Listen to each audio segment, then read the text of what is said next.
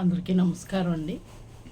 ఈరోజు టాపిక్ ఏంటి అంటే, ఇప్పుడు సెలవులు వచ్చినాయి కదా, పిల్లలు ఫంక్షన్లు అవి జరుగుతుంటుంటే వెళ్తున్నారు. అంతవరకు బాగానే ఉందండి. వీళ్ళు స్నేహితులతోటి కలిసి వెళ్ళి గోదావరిలో స్నానాలకు దిగారు. ఎక్కడెక్కడి నుంచి వచ్చారో 80 పిల్లలండి, చిన్నపిల్లలే. అంత దారుణంగాను 80 కూడా అందులో దిగిపోయేళ్ళకి లోతుపాతులు తెలియవు కదండి. ఇప్పుడు ఆ ప్రాంతం వాళ్ళకి అక్కడ లోతు ఉంటుంది, మెరక ఉంటుంది అని అర్థం అవుతుంది. దూరం నుంచి వచ్చిన వాళ్ళకి అర్థం కాదండి.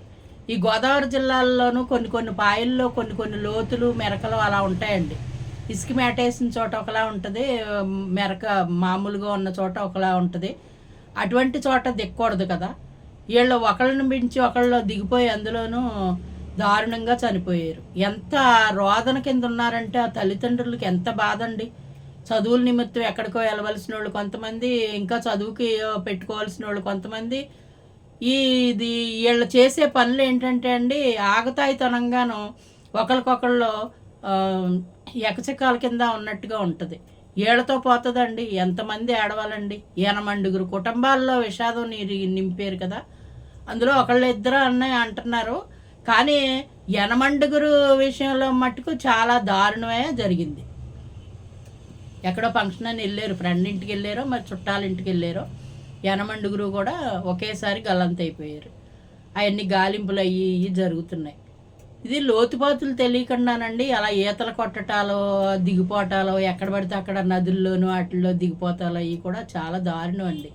అలాగే అంతకుముందు ఒకసారి డ్యామ్ దగ్గర వెళ్ళి దిగిపోతే ఆ లోతు తెలియదు. ఆ ప్రాంతం వాళ్ళు కాదు కదండి, వేరే ప్రాంతం నుంచి వచ్చిన వాళ్ళకి అక్కడ లోతు అర్థం కాక అక్కడ కూడా అలాగే అనర్థం జరిగింది. ఒక బాబే పోయాడు ఆ రోజు. కానీ ఎక్కడి నుంచో వచ్చి ఇక్కడ చదువుకునేవాడు అలా అయిపోయాడు.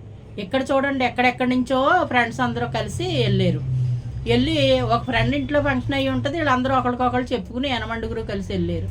80 కూడా దారుణాతి దారుణంగా ప్రాణాలు కోల్పోయారు. ఏమిచ్చా లోటు తీర్చగలరండి? ఆ తల్లిదండ్రుల దుఃఖాన్ని ఎలా తీరుతారు చెప్పండి?